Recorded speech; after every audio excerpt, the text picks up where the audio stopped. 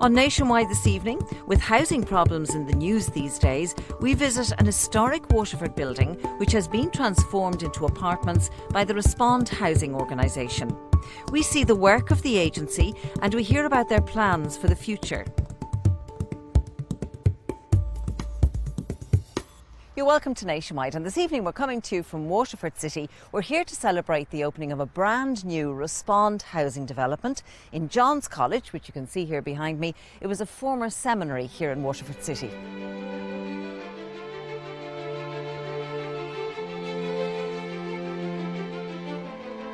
During the programme, we'll be finding out all about Respond and the great work they've been doing across the country for more than 30 years now. We'll be meeting the man who was instrumental in the setup of the charity and who still plays a vital role in its operation. And also we'll be chatting to the new CEO to find out about how Respond has grown over the past 3 decades.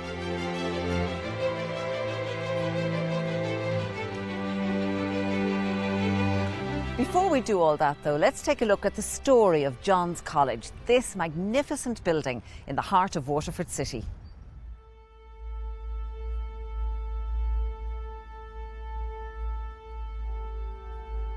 John's College opened its doors in 1871 at a cost of £23,000, and it was the culmination of the development of theological education in Waterford starting in 1810.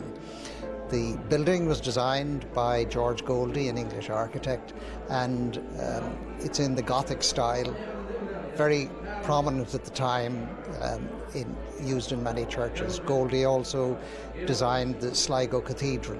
The building was used as a seminary for the preparation of young men for the priesthood.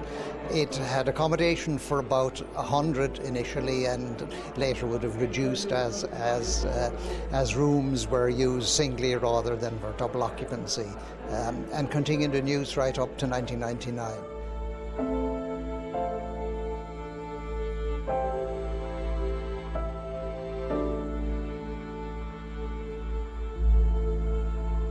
It was disused when Respond purchased it 7 years ago. And the trouble with buildings like that is once disused, they very quickly deteriorate.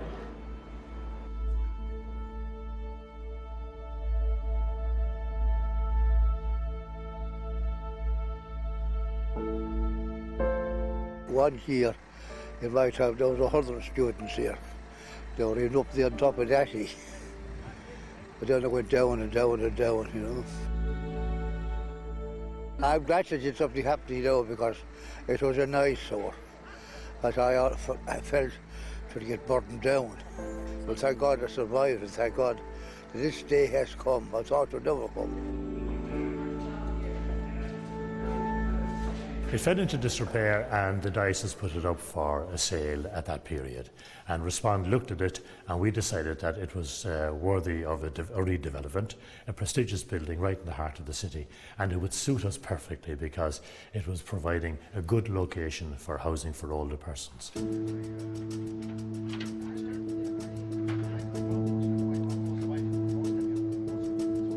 There's a lot of work to be done, but fundamentally the building itself has lent itself to the redevelopment of 21 units of self-contained units for older persons, with a day centre on the ground floor and some communal rooms and a communal kitchen and so on. So each of them has their own independence, will have their own independence in the building, but on top of that they'll also have communal facilities and support from the wider community as well. We came here approximately 1 year ago to find a 19th century building that was in a serious state of dilapidation, serious amount of water ingress, and the first issue to be addressed was to ensure water ingress was stopped. The re-roofing of the building along with restoration, conservation of the existing windows were the primary concern for us initially. We also had a large degree of interaction with the conservation officer, the local authorities, to ensure everybody was on board with the proposals and the restoration and conservation that we carried out successfully. I suppose it's a project like this is a complex project, and I suppose it is a team effort. We have a number of consultants working with us. Everybody brings their own expertise to the table, including the contractor, Mython Construction, who bring their experience to the project as well. I suppose this building will be a landmark building in Waterford City, and it's great that we'll be bringing new life back into the building. Here comes the sun, here comes the sun, I say it's alright. Little darling, it's been a long, cold, lonely winter. Little darling, it feels like years since it's been here.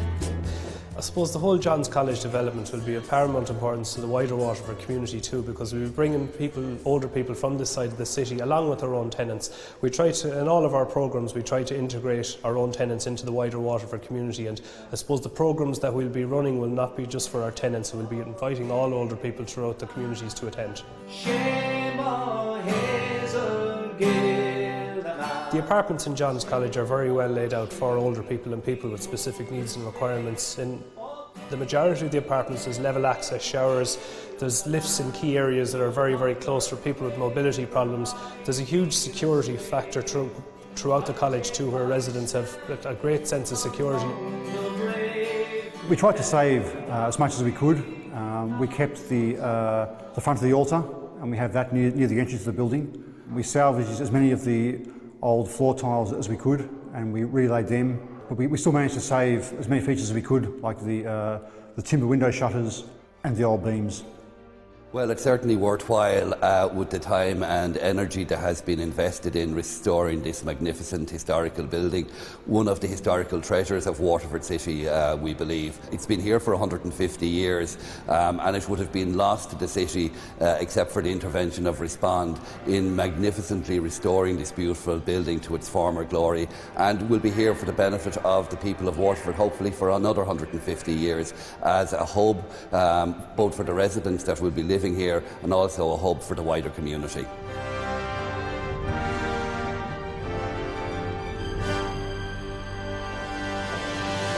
Ned Brennan, we saw you there in our story about the college. You're the recently appointed CEO of Respond, and you must be absolutely delighted with the finished product here, are you? We're absolutely delighted. It's turned out it's a marvellous project, and because there was so much conservation work involved in it, it is particularly delightful that it's been restored to its full glory, a building that was originally built 150 years ago.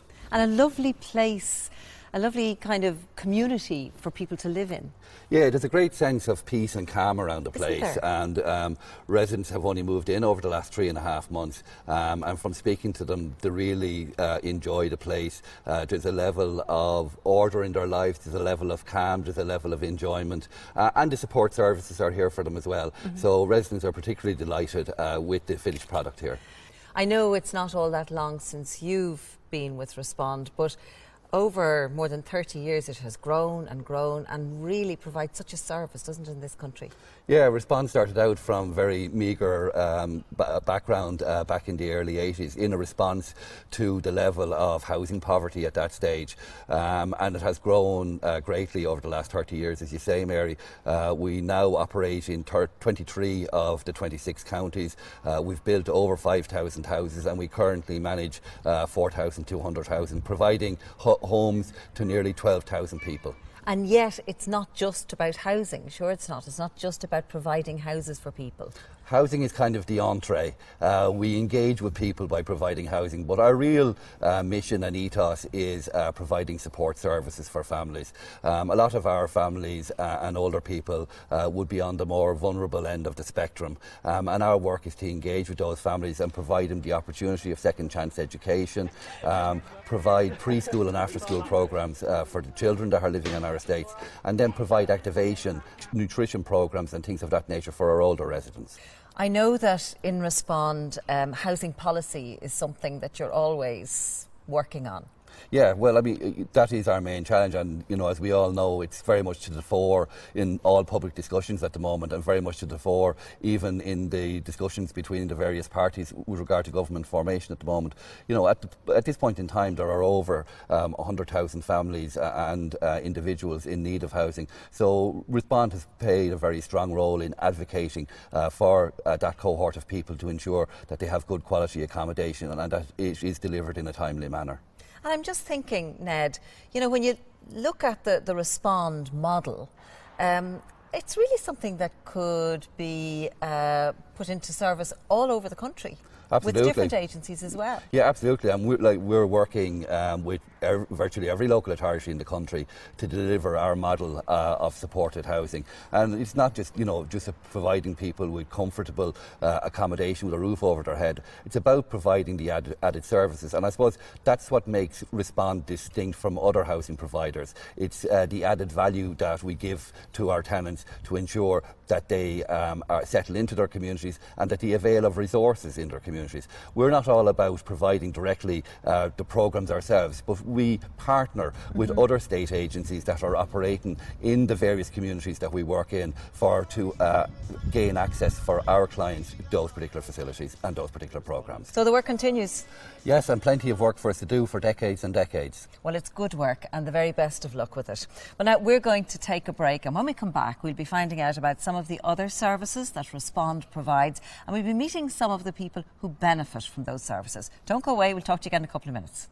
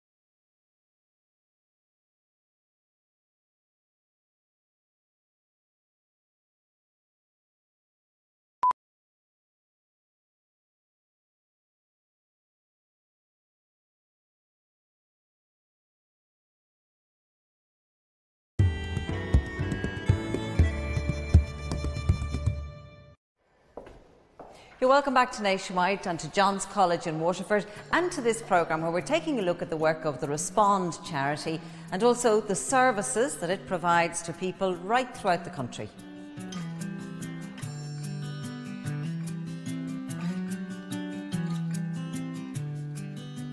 So why do people want to live here, and what do residents make of life in John's College? First of all, I suppose the whole setting is beautiful, and it's a sense of space and air, and the people around make the community. They are so caring and so tuned in, and you know, you meet people and they'll always greet and smile, and I think that's what community is about, really, you know. I came here because I'm already a Respond resident in New Ross for the past 15 years. When I realised that this project was nearing completion, I made application to move here. Why? To improve the situation, in the sense that I'll be nearer to hospital, nearer to the railway station, nearer to Tramore, and so on. Well, I applied because the place I'm living in at the moment have 2 flights of stairs to climb, and I have health issues. So when I heard about these, I applied. Even though I love where I am at the moment, but these are just fantastic. It's for health, really. When I saw these, I came in and I thought to myself, oh my God, the wow factor. It's just a home away from home. Well, it's a place that I was very aware of when I was small because it was a seminary for priests. But now, it's being a Waterford man, it's looking out this fabulous view from my window here, and not only seeing the beautiful city of Waterford that I was born and bred, but also looking back at me is the whole history of Waterford. I'm looking where Cromwell camped. I'm looking where the Vikings camped. I'm looking where the Knights Templars were. So the whole history of Waterford is looking back at me. I will never tire of the scene to the day I die. It's beautiful. We're joined now by a very special member of the Respond team, the founding director, Father Pat Cogan. And Father Pat, it was 32 years ago that you set up Respond. What were you thinking then? Well, at that time I was working with a lot of lay Franciscans, and we discovered that in Waterford at that time there was a big housing need. Now mind you, it isn't as big, it wasn't as big then as it is now. But it was still big, and we felt that we needed to react and do something on their behalf. And what was your vision? What did you hope to achieve? Well, initially we had, I was also involved with a lot of young people at the time and folk clubs and so on. And what we wanted to do was to concentrate really on the development of housing options for younger people and also for older persons at the time. There was no kind of standard form of housing for older persons at the time other than through local authorities. So we had to establish a scheme for elderly persons, and we got the support of the local community, who gave us about 1/3 of the total cost of our very first scheme. That's really key, isn't it, having the support? Ah yes, I mean it was house-to-house collections, everything. You couldn't believe that for about 7 or 8 years people went on and collected and collected and collected. When you look back over the 32 years of Respond, you must be very proud. Well, I'm delighted. You don't get proud, as it were, step by step, because it all comes as a surprise to you. You make one movement, and then you're on the next step, and you make the next movement. And what I'm most proud of is the fact that so many people have come on board. Volunteers and teamwork, staff, everybody. So many have actually contributed so much of themselves to this whole development across the country. How would you define that ethos? How would you define the ethos that permeates right throughout Respond? I think it's an anti-poverty and it's a justice ethos, and it's to do fundamentally with the service of others. So it's not about building up a big empire of buildings for Respond. We're really not into that at all.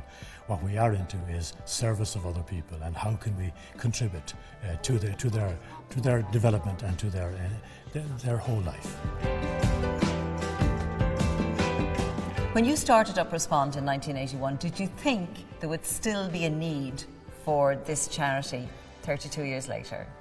I had no idea, Mary. I had absolutely no idea. All we were doing was we were starting up something for that particular period of time, knowing that the roots of it were across all generations. There were justice roots and Franciscan roots of the environment and of fellowship and all of that. But fundamentally, we were only concentrating on those particular needs at that time. And are you optimistic when you look to the future? I am for the organisation, but more importantly than the organisation, I'm not for housing. I think we really do need a plan for housing. We have been advocating for a plan for housing for years and years across successive governments. We even put it on the back of a bus one time in Dublin about 5 or 6 years ago. We said housing is more than economics. The need for housing is more now than when we started. So we really need more and more planning for housing, and I would be neglectful if I didn't say that actually we need much more politicians operating on this line. And I know now that you have retired as CEO, but you're still very much involved, aren't you, Father Pat? You will continue to be, I would imagine. I am. I'm still on the board of the organisation, and we're still very much involved in trying to ensure that effectively the vision and the mission and the policy of the organisation is kept intact, and indeed developed over the next 20, 30 years when I'm dead and gone.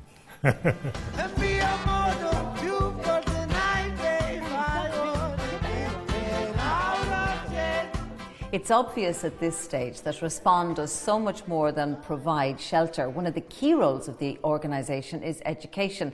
Sarah Barron is Education Resource Officer with Respond. So Sarah, will you give us an idea of the types of courses that Respond offers? We deliver a number of accredited and non-accredited courses. The accredited courses are delivered through Respond College, which was formally established in 2011. And they are Certificate in Community Studies, our 2 healthcare courses and also our housing practice course. And Respond College, does that happen here in Waterford? Well, we have the head of the college is in Hyde Park in Dublin, and we also have outreach offices then throughout the country, mainly in Cork and in Waterford here in this room that you're in. The kind of people that come to the classes, what would they be now?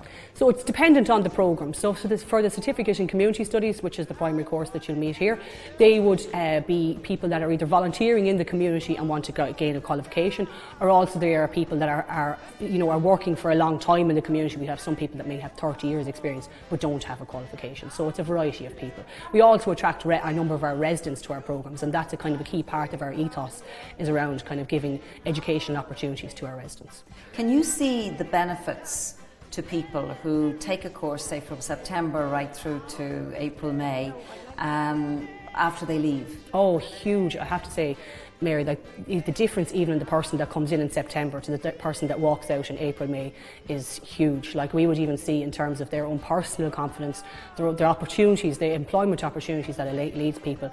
It's massive transformation. They're different individuals at the end of it. Really, it's wonderful to see the difference in people.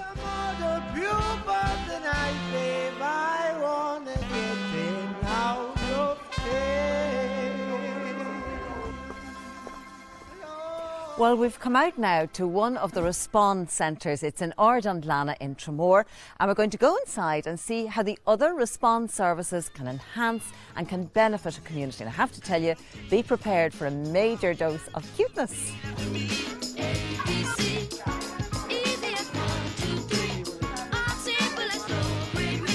Sandra Morrissey, you're the childcare leader here at Ardonlana, and it's a busy place. You can hear a little bit of laughter going on. Yeah. What kind of services do you provide here? Well, here in Ardonlana we provide preschool, after school, parent and toddler programmes, family support, resident support, youth groups. So it's a huge continuum of care being offered here in an integrated estate. What do you mean by integrated? Well, there's 4 different estates here in this area. One is Respond, one is local authority, affordable housing. So it's very important for the whole community to come together and come to this Respond centre and use it. They do, yes, they do. Great. It's very, very busy. Nationally, Respond have about 20 plus childcare centres all over Ireland, and at the moment we have around 100 childcare professionals working in those, caring for around 700 children. So with statistics like that, you can see that the services are very busy and being used.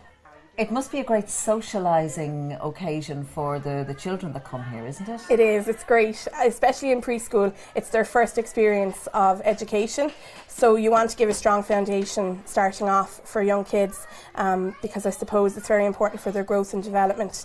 But not just for the kids, for the parents as well, because in the services here the kids are supported, but the parents are also supported. I mean, it's very important in their critical role that they feel that there's options out there, so to get advice, to get support, to just network and talk. So if a child was here, it would give maybe the parent an opportunity to go off and maybe take a course? To go off, take a course, return to work, just lots of different things, I suppose. But I suppose what's good about here is that parents have the opportunity to have affordable childcare at a reduced cost based on the 3 schemes that we have here. So we're funded by the Department of Children and Youth Affairs and Respond, and in that then parents can avail of 3 different schemes that give them affordable, reduced cost childcare so that they can return to education or work, whatever they'd like to do. So people pay depending on what they can afford and what their circumstances are. Yes, exactly.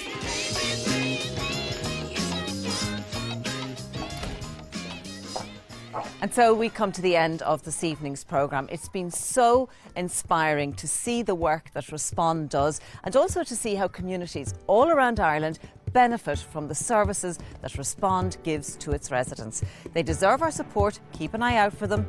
Respond. Sin deir leis an glór, Iabhá Bibhnis, agus go dté sibh slán.